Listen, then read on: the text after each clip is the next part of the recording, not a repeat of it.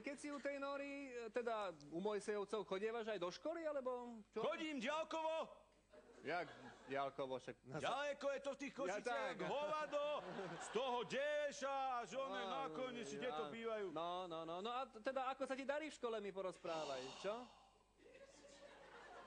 Počúvaj, taká strašná nuda je tam v tej škole. Prečo? Tak jednak mám strašne malých spolužiakov už. Ja som prepadol všetko. Taký Miko!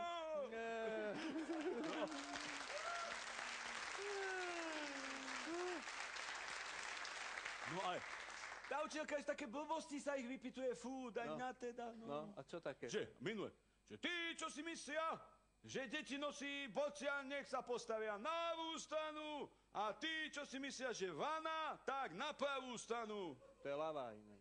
No, však to je jedno.